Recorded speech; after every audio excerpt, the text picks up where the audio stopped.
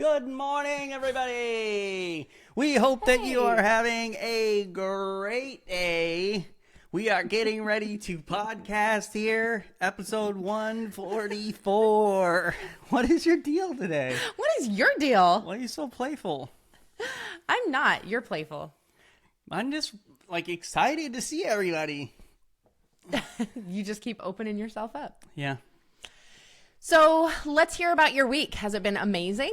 Has it been boring? Has it been really hardworking? Stressful? Let us know how everything's going in your life. We've had a good busy week, but it's been fantastic. Speak for yourself. You had a great week. I'm not gone to the beach at all this week so far. Well, you went Sunday. Yeah, that was days ago. 3 days ago. Yeah. 3 days without the beach is a very long time. Yeah. So we're getting ready to do episode 144 here, and I feel like we just need a hype person to hype us up. I think you've done that pretty well. So I think we need somebody out there. If you think you could hype us up, we want to hear about it. Somebody like they have for the UFC is like, let's get ready to podcast. In this corner, we have the handsome, the amazing, the muscular Lysandra Osterkamp. Very strong. That's all I got. Yeah, you're strong. I was a lot But see, doesn't that feel cool? Get you all hyped up and you're ready to let's do this episode. I don't really like to be called handsome. Oh, but you are a handsome woman. Do you guys agree? Handsome woman? I don't know, but you sure are a pretty man. Yeah. All right, let's get into this episode. You are so ridiculous. We need to reel you in. No, I'm not ridiculous. And that is my job, to reel you in. I just think that we need a little hype before we get into it. We can't just go dead cold into it. Right, but you've had enough hype. Hype is over. You're done. No, I haven't had enough hype yet. I was thinking about one thing. Okay, one thing. All right, so we can just discuss this one thing. One thing. All right. You went blank. I'm trying to think of something real quick that would take a really long time to discuss. Okay, that was it. Dang, I missed it. Missed my chance. All right, start us up. I need ideas, guys. Send in the ideas. You're not helping me here. So, okay. Refocus. Get calm. Yes, very good. Then get hyped! Gather round, everybody. It's time for a family meeting. The Family Meeting is a show that's all about family relationships. We're the Osterkamps. In this corner, I am Thomas. And in that corner... Is that really a corner? It is today. This is my wife, Lysandra.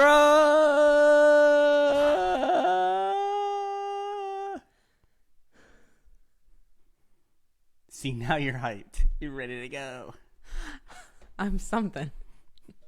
Hello and welcome to our family. Welcome to episode 144 of the Family Meeting Podcast. We're glad you're with us today because on today's episode, we're going to be talking about rating things on a scale of 1 to 10 of importance to you in your marriage or daily lives. So when Lysandra originally sent this to me, this idea, I forget how you had it worded, but I was like, What? What are you talking about? I had no idea. But Right. then once you actually explained it, I was like, okay. I got you on board. That makes sense. And this could be a good episode. We don't know. We'll find out at the end. Could be. You let us know if you think it's a good episode on the end. So at the end. typically what happens, everybody, is Lysandra is our content person. Mm-hmm. So she'll bring the content and then I come in and I save the episode. So whatever disaster I've presented Thomas with, he comes in and saves it. I come back and make it. So if you find things helpful, you're welcome because I saved it. Thank you. So I will do my best to save this episode. Just let me know on a scale of 1 to 10 how much you think I saved it. 1 is it tanked, 10 is dude, you nailed it. Okay. So I'm gonna rate you at the end of this podcast episode. But that way people understand what we're talking about, rating the scale of things. Yes, because this actually really can help in your marriage. It was actually an idea that I had based on what some of our friends said when we interviewed them They did this in therapy, in marriage therapy, trying to understand the other person, trying to understand their spouse and why they were getting so upset about X, Y, or Z. And the whole point is you find out what's important to your spouse and how important it is and why it's important. So I think we should just call them out. Like, call them out, babe. Josh and Heather Tice. Yeah. Episode 140. Was it 140? Yeah. Oh, yeah. So 140. So they lead Southern Hills Church together, founded it, started it together with a team. And I just thought it was great how open they were about what's going on in their life. And hey, we've been married for a while now, and yet there's still times where we don't see eye to eye, and we need to go to counseling. And so this was some advice that their counselor gave them. So thank you, Josh and Heather, for the insight here. Absolutely. So this can help your marriage to understand an area you felt, was no big deal. And all of a sudden you find out it's of huge importance to your spouse. And so when you are rating these things, then you can also seek to understand why. Why is that so important to them? So this is going to help prevent a lot of conflict in your marriage relationship and hopefully bring in some understanding. Well, and here's what you want to do is hopefully this will spur up just random rating conversations. Right. Like you're driving down the road and you just think of like something. Mm-hmm. Could be anything. Could be chicken chimichangas. Okay. Like scale to 1 to 10. How do you feel about them? 2. That low? Yeah, I really don't think chimichangas are anything to write home about. What? They are of very little importance to me. Where are they on your scale? Clearly a lot higher than me. They're 10. 10. A total 10. Okay. I can't believe we've never had this conversation. I literally just pulled that out of the hat. And yet here we are starting the episode out with some conflict. Are we having conflict right now? We are. I'm pretty upset. This is a serious situation for me. Yeah. So... But it could be something. It could be something random like that. Mm-hmm. Like I just thought of it, and boom, and now you're having a conversation about it. Mm-hmm. We did this on our walk.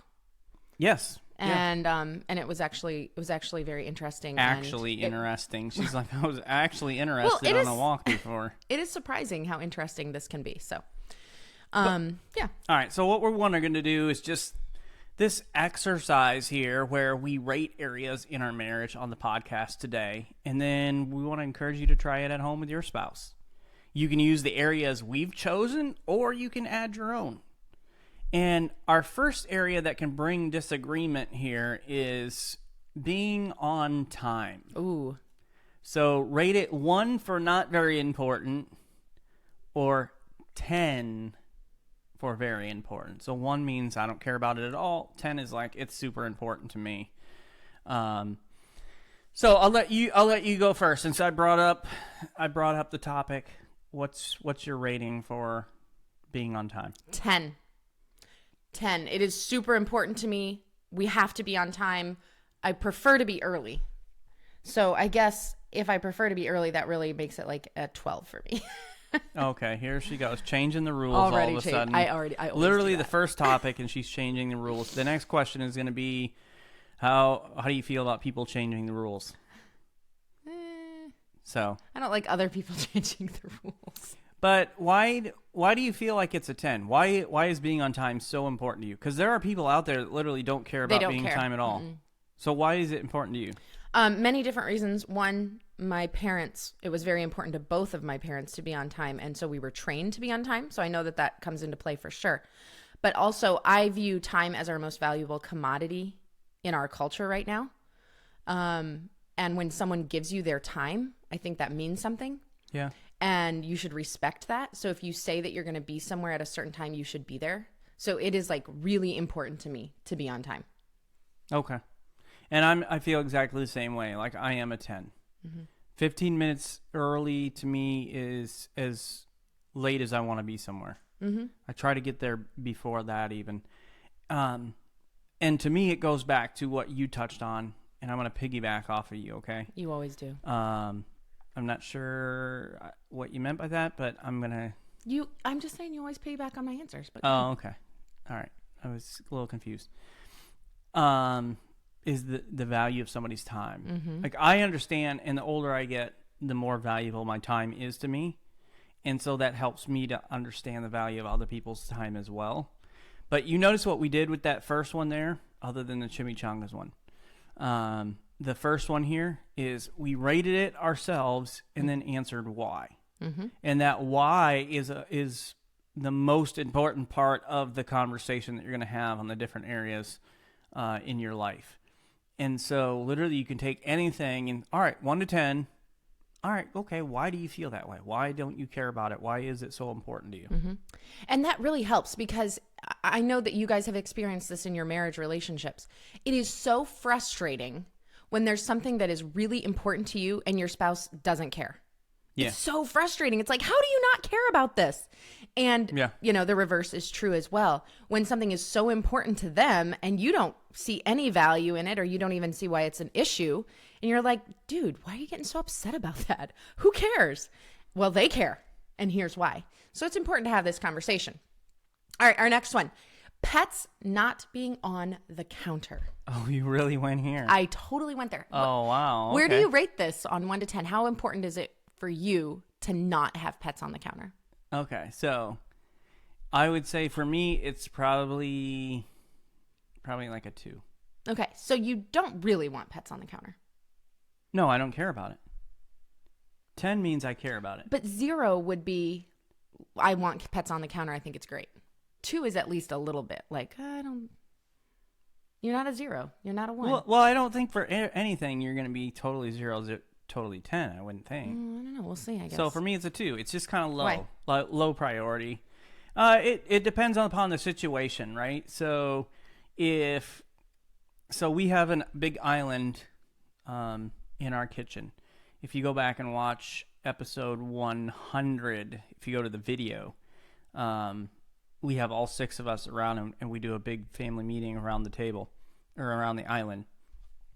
And there's a lot of times where we're just hanging out around the island and Coconut wants to be up where we are. So I'm okay in those circumstances of letting the dog be on the counter. Absolutely not. So. Okay. I'm a 10. as you could probably tell right away. It is very, very, very important to me that no animals are ever on the counter because that is where we cook and prepare food.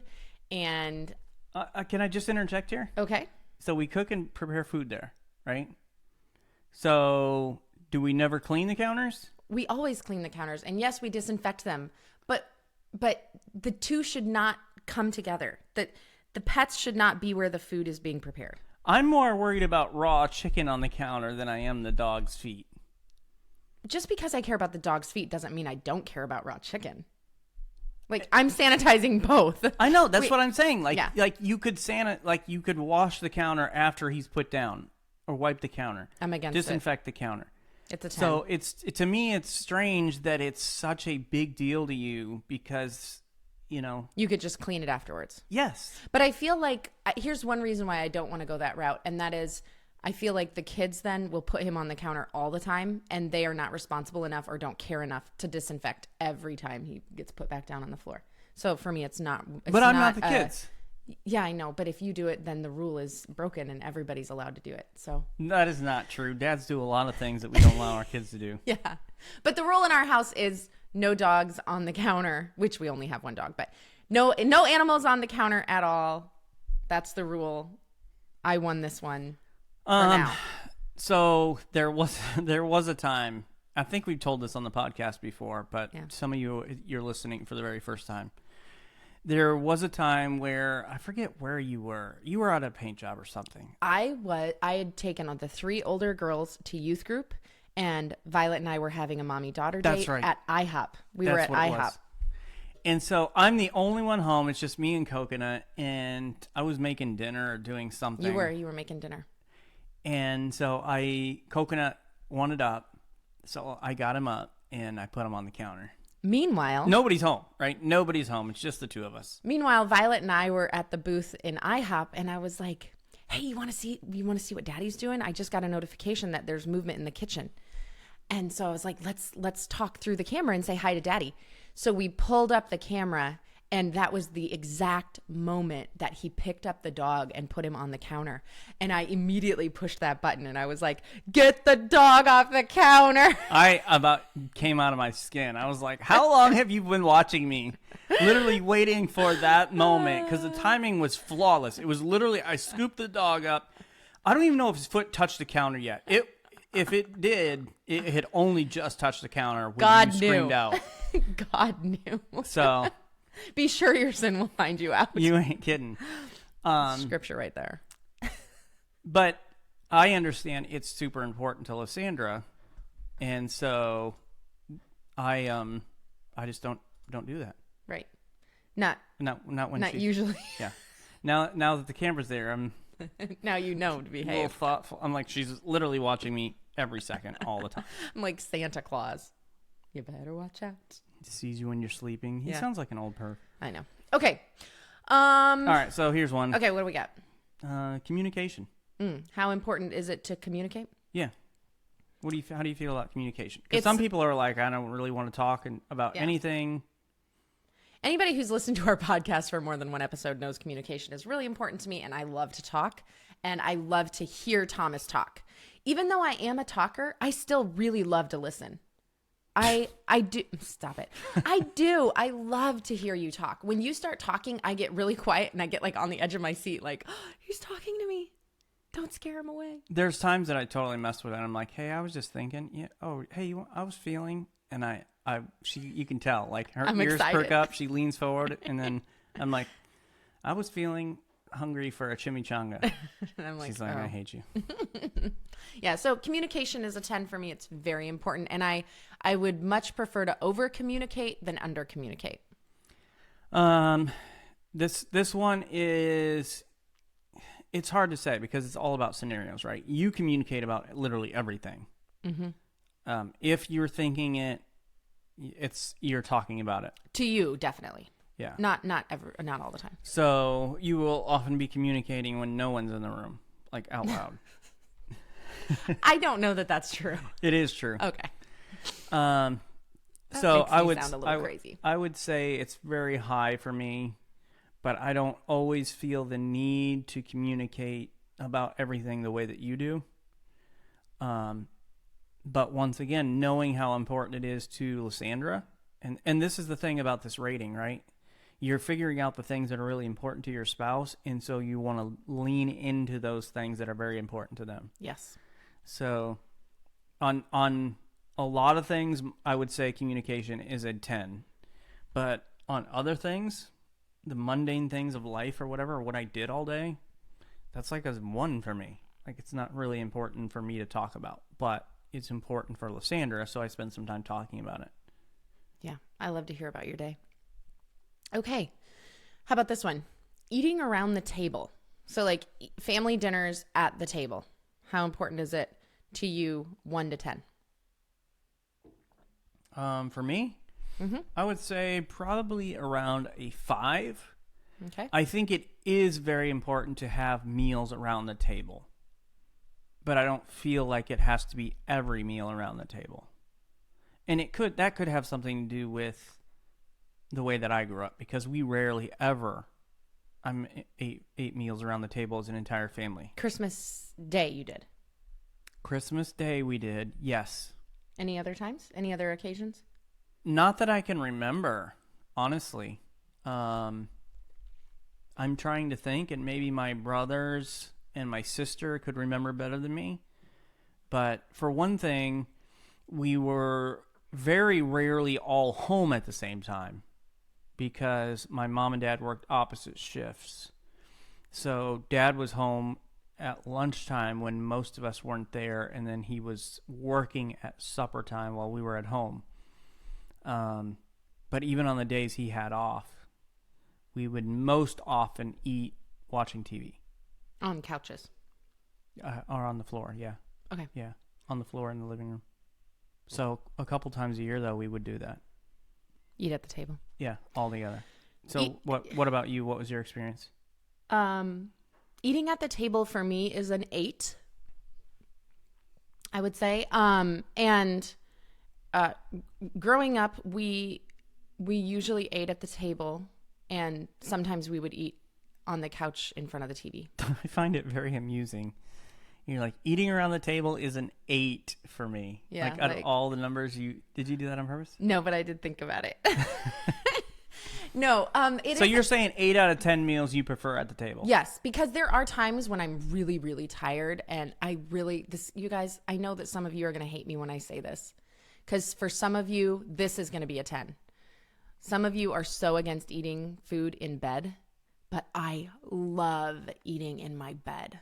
It is my favorite thing ever. I don't know why, but I love eating in my bed. It's like comfort. So every once in a while, I do like it when we all pile into our bed and eat, or like our bedroom. I guess we can't all fit in the bed. Okay, so sidebar real quick. Okay, sidebar. Eating in bed, what's that number for you? Like, your okayness. Not saying you're gonna have every meal in bed, Okay. but your okayness with eating in bed. I'm a 10 for eating in bed. I love eating in bed. I don't want to do it all the time, but I do love eating in bed. So 10. Oh, it's okay. So I have 2 numbers. I have 10 for me. For what? 10 for me, like me actually eating in bed.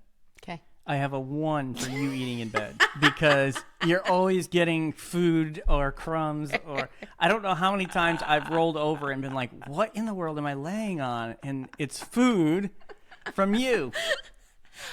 Those are 2 different numbers because I'm super careful when I eat in bed. And I am not. Wherever you eat, you have stuff all over the place. So it's either on yourself or on the table or on the floor. Because I enjoy in this food case, way too much. The bed. Yeah. But like eating popcorn in bed is the best. And I remember one morning I woke up. I'm so embarrassed to even share this, but I'm going there. And I texted Thomas at the gym. He's already at the gym. I woke up and I rolled over and I was like, what is sticking to my leg? And it was like a popcorn kernel. And I was like, I texted him. I was like, I just woke up with a popcorn kernel stuck to my leg. I may have a problem. I'm not even surprised. I have rolled over on M&Ms, like alt chips, all kinds of stuff. Yes. The worst is when you spill like something actually on the sheet or on the bed or something. And I'm just like, this episode has gone to a dark place. I feel like we should just really shift now. But this is what we're talking about. For eating things, it could be just random. So we were talking about eating at the table, and the bed thing came up. Yeah. So to go back to your Yes. experience of eating at the table. I want to eat at the table 8 times out of 10. Eating at the table frequently is like a 10 for me. I think it's so important. I love having meals around the table. I love having dinner conversation and everything. So. Well, and I know Dr. Tony Evans talks about, he has a lot of marriage and family stuff, and he talks about how vital it is to have those meals around the table. And even though all his children are grown, they all live in the same area, and they still on a regular basis, it's not as often as they used to, but they still get together and sit around the table together. Everybody, kids, grandkids, everybody. Mm-hmm. Which is awesome. But did you say how often you ate around the table as a kid? Most of the time. And then every once in a while we would eat at the couches. But we were also a family where my parents worked different shifts most of my childhood. And so we were either eating with my mom at the table or my dad at the table. We weren't always all together. Okay, gotcha. And there were a lot of times where we cooked for ourselves. Because like mom would be at work and dad would be sleeping from the night shift. Sure. So we cooked for ourselves, but we ate at the table most of the time. As often as possible, you guys were around the table. Yeah. Okay. Yep. All right, here's one. And we've discussed this a little bit before, but it's a good thing for us to stop and to consider. What TV and movies you allow your kids to watch? So, in other words, how strict are you as far as watching over what they watch, what you would allow them to watch? If I had it my way and I was a single parent, whoa, wait a minute. I just Her way is literally to be a single. She's like, that isn't what I meant. If I had it my way, you'd be dead. No. Remember the whole living will thing? She's pulling the plug on me. Okay. What I meant that came out really bad. And what I want to say is, out of the abundance of the heart, the mouth speaks. That's Jesus talking, not me. So I really think there's a deep-seated something in there that you wish you were a single parent and I was not around. No. This is hurtful. I that swapped might be the most hurtful thing you've ever said to me. What about that time never mind. Oh, geez, here we go. Okay. I swapped it. What I meant to say is, if I was a single parent and I had it my way, Okay, so like if I was just a single parent and I was the only one making decisions for our children, then it would be a 10 for me. I would be extremely strict about what they watched. So do you have a certain rating you would go by? No. It would just be my own opinion. I would just be like, this seems okay to me, this doesn't. And it would be much more strict than the way we've raised our kids. How would you choose? Just by watching it myself and getting a feel for it. Like, does this feel positive or negative? Okay. Okay, how about you? Probably maybe a 4 or 5. Yeah. You let way more things go than I would, but I've kind of like just let that be your decision for our kids. I've kind of let it go, where I'm not fighting this battle. Yeah. Because I don't think it's really going to kill our kids. I think they're okay, but. Well, and we use it as a tool to help them discern what's okay and what's not okay. Mm-hmm. And so we've talked about certain things. They'll ask me before they watch something that they're unsure of. And I'll check it out. I'll go online, check parental guides and all that kind of stuff. And so if I let them watch it, my response is always the same. Yeah, you can go ahead and watch it. If it's inappropriate, turn it off. Mm-hmm. Which puts a little bit of responsibility in their hands as well, and that's good. And our kids are obviously older. So when they were younger, we were a lot more careful about what they watch. But literally in a couple of months, we're going to have 4 teenage girls in the house. And so they're literally years, less than a year, away from, for one of them, being out on their own and having to make literally all these decisions for themselves. Mm-hmm. So really it depends upon the situation your kids are in, their age and all that kind of stuff. But we're into an age where they have to start to learn how to evaluate what they're going to partake of. Mm-hmm. And I think that one thing that's good about this episode is some of you maybe are thinking like, man, Thomas and Lysandra, they have the perfect marriage. They talk about you marriage. You literally just heard her talk about the fact she wishes I was nowhere around, either out of the scene or dead. That isn't what I meant. But here's what I want you guys to notice is we don't agree on everything, but we figure out a way to work with it. So we talk about the things that we disagree on, and then we explain our points of view and why we feel the way we feel, and then we come to an understanding. So maybe you're thinking like, oh wow, even they disagree. This is surprising. Everyone disagrees. Everyone disagrees in their marriage, and that's okay. You just got to figure it. Speaking of disagreements, okay. If people still have this idea that we have this picture perfect, idealistic, whatever, we have a tell-all marriage book coming out. Yes. Hopefully this July. We're finalizing everything, and you will lose what respect you had for us when you read this book. Yeah, if you had any, you will have very little to zero. So it literally talks about all the issues that we have. Mm-hmm. But that's the great thing about the exercise we want you to take with this rating and talking about why is you get a better idea of where you disagree, where you see things differently, and then communicate about it. Mm-hmm. And then, of course, you have to come to a mutual decision on it and be willing to say, you know what? That's super important to you. It's not really that important to me, so we'll lean your direction depending on what it is. Yep. How important to you are annual doctor's exams, like for kids or us? Maybe two separate questions. Two separate questions. For my kids, I think they're very important. Number? Probably a 10. Yeah. To make sure my kids are healthy. For myself, I would probably say -5. When was the last time you had a doctor's exam? Okay, let me think. So I was talking to John, one of our neighbors, the other day about this. I had a complete physical when I was 18, getting ready to go to college. My next physical would have been, I believe, when I was 38. 20 years later. 20 years later is when I had my next physical. I'd not been to the doctor between those 2 points. I have not been to the doctor since. I will be 43 in October. Yeah. So twice since I was 18, I have had an annual doctor's exam. Mm-hmm. So Yeah, I think that annual can no longer be used. yeah, but I'm a fairly healthy individual. Yeah. You know, I exercise almost every day. So And you try to eat healthy. yeah, at 38, the doctor was like, "You're great," and I'm like, "Thank you." I know I wife tell my doesn't wife think all the so, time. but Yeah. For the kids, for me, it's a 10. I want them to go every year, and we do take them every year. And now they're in sports, so sports physicals, they have they to go. literally have them this week and next week, right? They do. Yeah. And then for me, it's like a 2, maybe a 1. I hate going, and I almost never go.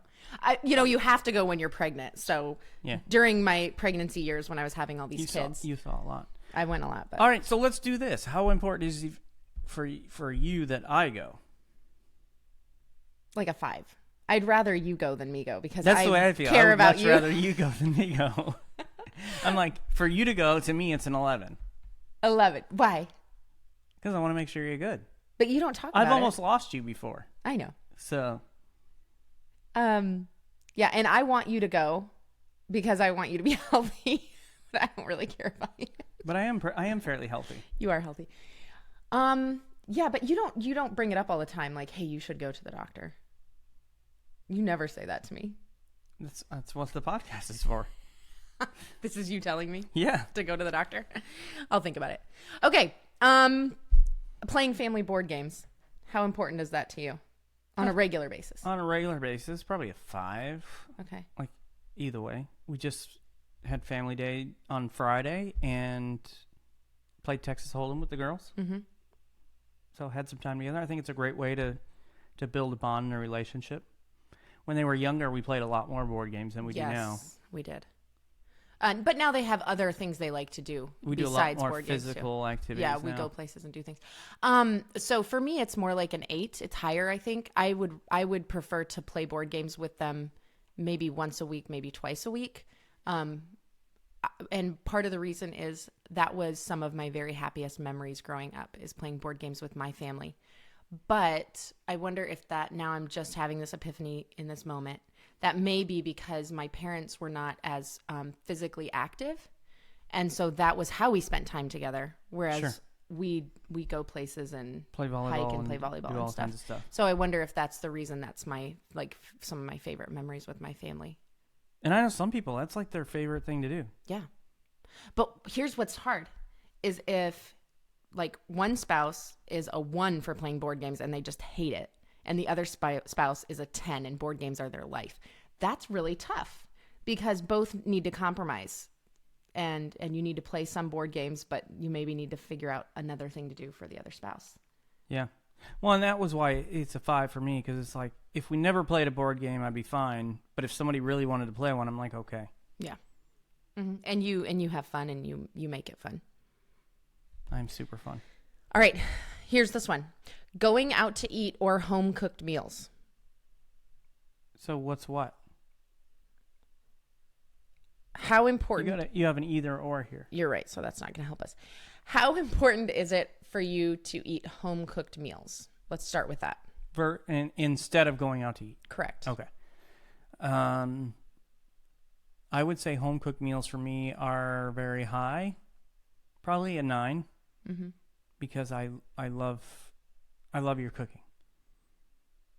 And so I'd much rather have your home cooked food than go out to eat. Okay. Now there's certain things that I do love to go out to eat, certain meals or whatever. Mm-hmm. But 9 times out of 10, if I had to choose, I would stay home. Mm-hmm. I would choose to stay home. Home cooked meals for me are like a 9. I don't like eating at a restaurant all the time. I love eating at home. But I feel better if we eat home cooked meals. Me too. How important is it to you to go out to eat sometimes? Probably around the same, a 9. Mm-hmm. Like, I think it's important to do sometimes. It's a great date thing, and Yep. it's just fun. It's fun to explore different restaurants together and try new things. But because we have most of our meals at home, going out to eat is special. Yeah. And enjoyable. But yeah, we don't want to do it all the time. So for me, it's also a 9. Okay. What about children behaving in public? Do Oh you my care about goodness. how your kids behave in public? It is a 10 for me. I think most moms, this is really higher than the dads. And we see this in marriage counseling all the time. The mom expects a certain kind of behavior in public from the kids, and the dad either doesn't care at all or is so much lower. And they are constantly in conflict because the mom is like, hey, make them behave. And the dad's like, they're fine. So for me, this is a 10. It was really important for my kids to behave all around, but in public, it was even more important because I wanted them to not cause problems in restaurants. I didn't want them to be throwing fits in the grocery store. I wanted to be able to take them places where they're not going to like totally embarrass me or ruin our time together. So is embarrassment, is that the main factor for why? You being embarrassed? It is probably half the factor. Half of it is being embarrassed, but the other half is just like it ruins your time together. Like if you go out to eat, we're going to say going out to eat because in public, I'm just picking one. If you go out to eat with another family and your kids are all over the place, naughty, climbing, screaming, won't sit down, your time is ruined. You have no time to talk. You can't enjoy yourself. You have to leave earlier. Like it's just a miserable experience for everybody. So for me, it's only half embarrassment. It's half like it ruins everything. Yeah. Okay, so how important is it for you? It's a 10 for me as well, but the 10 for me is bothering other people. Okay. I don't want to bother other people. Yeah, I agree. So that's very high. Like we go to a hotel and I'm like having my kids whisper through the hall because I don't want to bother other people. All right, that for me is like a 2. I'm like, woohoo, we're on vacation, party, everybody have fun. And he's like, shh, people could be sleeping. Or we're often up and out of the house early, depending on what's going on. Like we just had beach service the other day, so we had to be out of the house at like 6 a.m. And the garage doors open and they're like packing stuff, and I can hear Violet from the van outside, parked in the driveway, like screaming into the house. And I'm just like, it's 6 o'clock. Like our neighbors are trying to sleep. Can y'all just like respect other people's stuff? Like, yeah. Yes. So that's the biggest factor for me. Mm-hmm.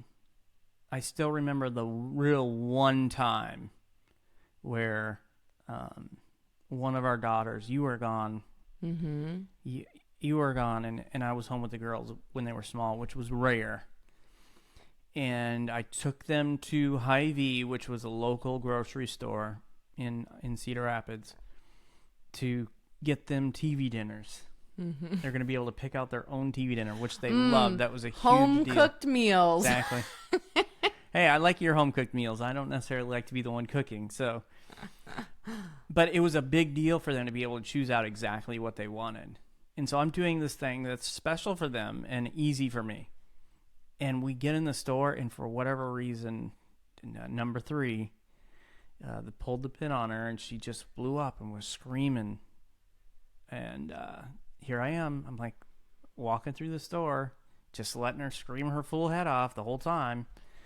And had some discipline when we got back out to the van afterward. Mm-hmm. But yeah, and knowing you're bothering everybody throughout the entire store, I don't like that.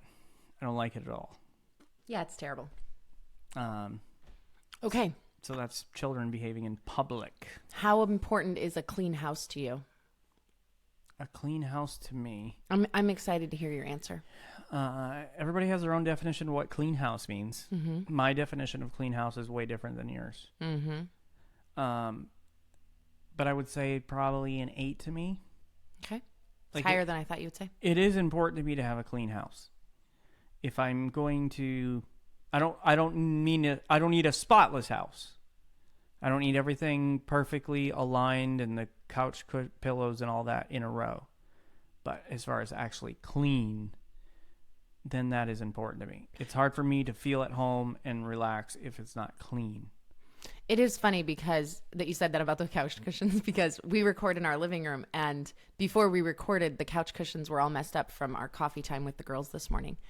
And so I I had to reorganize all the couch cushions because I knew I would be sitting here looking at the living room during the podcast, and I didn't want to sit here for an hour and like have to look at the messy couch cushion. Did you notice I messed up the blanket a little that you had over the couch? That's okay though, because I understand that's because the cord is there. So I understand that. It's not like it was. So I did it a little bit just to bother you. Did you really? Yeah, did it? You're a bad person. Does it though? No, it didn't bother me at all because I understood like it's the cord. Does it now? Yeah, now it does because you did it on purpose. It's not really the cord. The cord could be on the other side of the blanket. Well, I was believing the best about you. Yeah. But the lamps are on the floor over here, so things are a little bit out of order. The coffee table isn't even in the middle of the couches because we put lights in. So it's just I understand like it's not going to be perfect, but the couch pillows need to be for me to sit here for an hour. So a clean house for me is a 10. And she has a high definition of what clean house means. Yes. So how clean does a house have to be? I would say 8 because I am not dusting every day. I am not cleaning the bathrooms every day. That's to me that's a 10 for how clean it has to be. How clean does the house have to be for you, 1 to 10? Like 10 is like dusting every day, mopping every day, deep cleaning every day. 1 is not touching it. Probably a 6 or 7. Okay. Yeah. Okay. Some of those things I don't care about at all. I probably would never notice. Every once in a while, there are certain things I notice, like the ceiling fan. Yes. I don't look up. If the ceiling fan hasn't been dusted in a while, it starts to collect around the edge. Yep. And that is something he always notices, and I never look up. I'm really bad about that. Yeah. And then I give her a hard time about it. Yeah. All right. Here's one that couples can have an issue with. Church.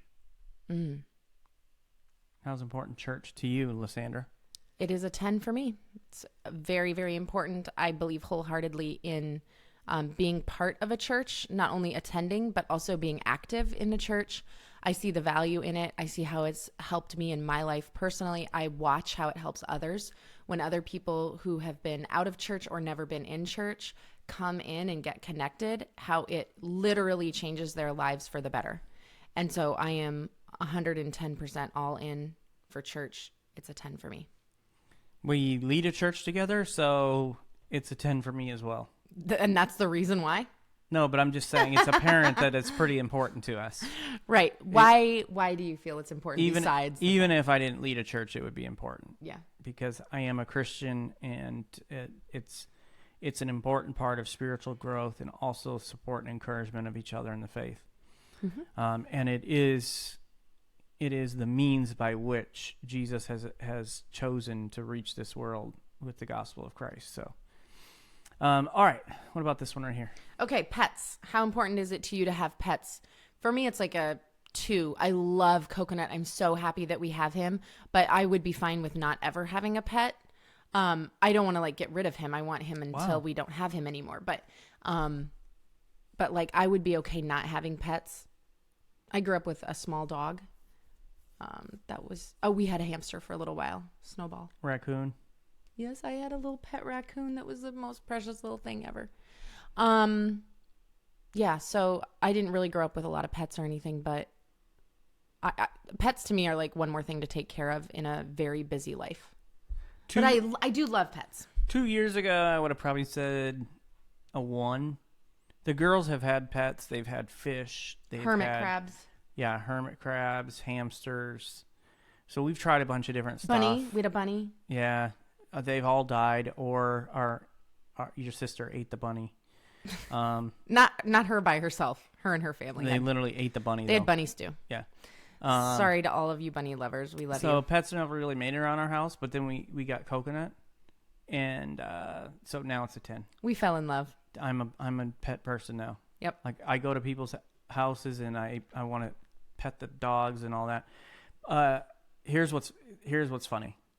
We had beach service on Sunday, and this couple comes to the beach service. They were literally just walking by, saw we were having church, and decided to stay. So they got a blanket out and they were sitting down. They had their dog with them. I know the dog's name is Molly. Cute little dog. I pet Molly. I do not remember their names at all. So, but you remember the dog name, so now you are a pet person. I remember Molly. Yeah. All right. Lastly, how important is it to make your bed every day? make your bed, that's a negative 10. It doesn't matter. There's never a reason to make your bed, ever. I'm angry. I It's know a 10.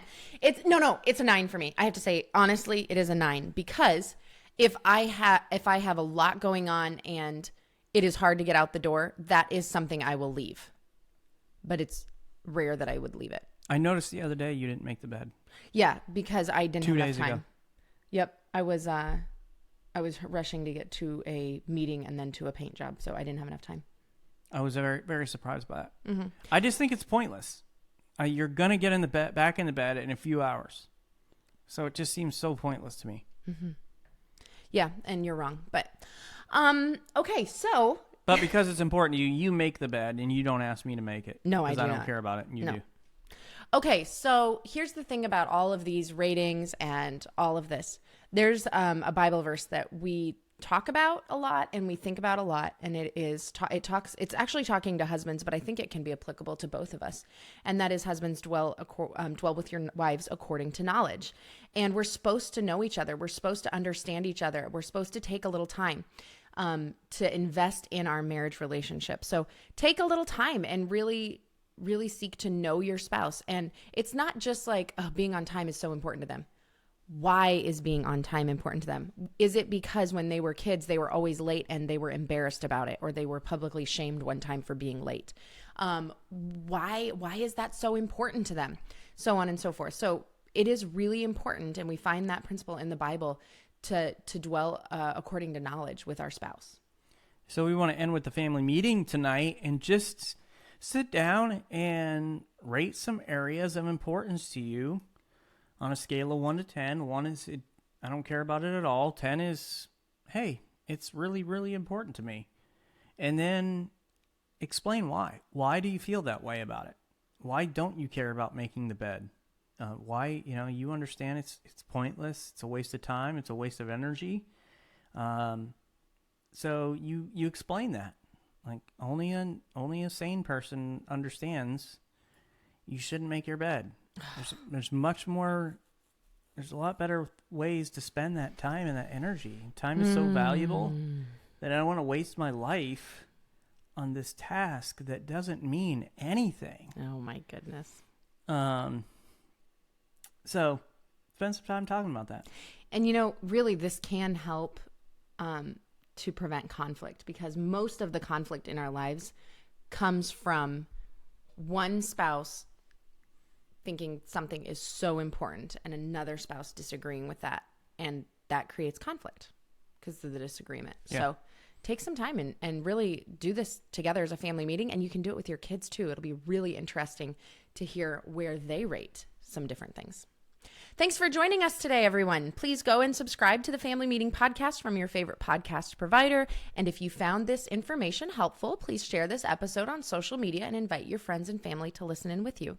To find more content and information Lysandra and I provide, you can go to our website, familymeeting.org, or email us at info@familymeeting.org. If you'd like to shoot us a text or call us, you can send a voice message to 904-257-3062.